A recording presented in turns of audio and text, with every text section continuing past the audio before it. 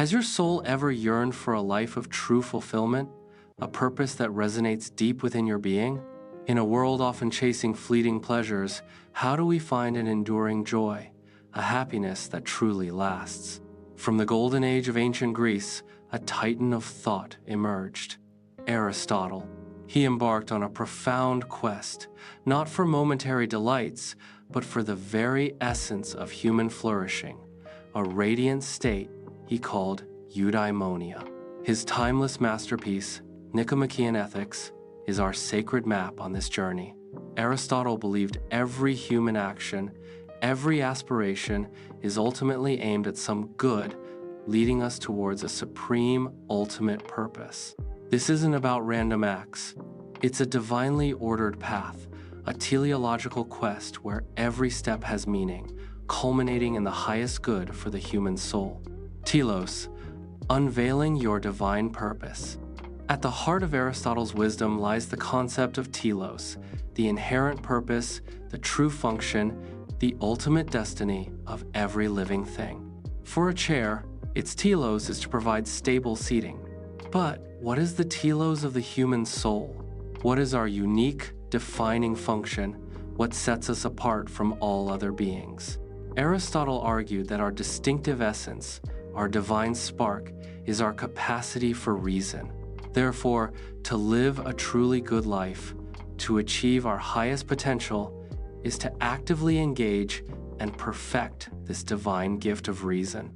It's not just about possessing intellect, but acting in accordance with it, allowing our rational soul to guide our every endeavor. This is the very foundation of human excellence, a call to fulfill the unique blueprint etched within our being. Eudaimonia, the soul's true flourishing. This pinnacle of human existence, this radiant state of being, Aristotle called eudaimonia. It is often translated as happiness, but it is far more profound than fleeting pleasure or momentary joy. Eudaimonia is human flourishing, a deep, abiding well-being of the soul, a life lived in excellence and purpose. It stands in stark contrast to hedonia, which is mere pleasure, temporary, subjective, and often driven by external gratification. Think of the fleeting delight of a sweet treat versus the deep contentment of a life well lived. Eudaimonia is stable, objective, and desired for its own sake, not as a means to another end. It satisfies all true desires and is unmixed with evil. This is the ultimate goal, the final destination of our human journey, a state of complete fulfillment that is its own reward, a self-sufficient and complete good. Virtue ethics, the sacred path to eudaimonia. How do we reach this radiant state of eudaimonia? Aristotle reveals the path through the consistent cultivation of virtue. Virtue is not something we are born with, nor is it merely intellectual knowledge.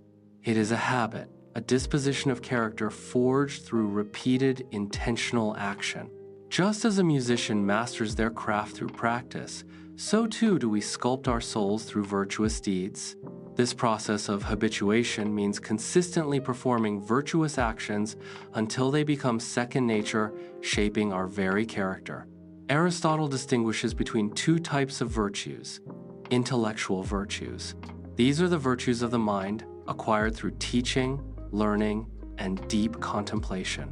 They include practical wisdom, phronesis, the ability to discern the right action in complex moral situations, and theoretical wisdom, sophia, the understanding of universal truths.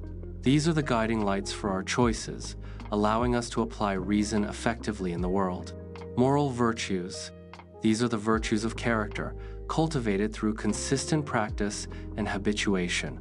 Think of courage, the balance between cowardice and recklessness, temperance, moderation and pleasure, and justice, fairness in action. By repeatedly choosing the good, we become good, transforming our potential into actualized excellence.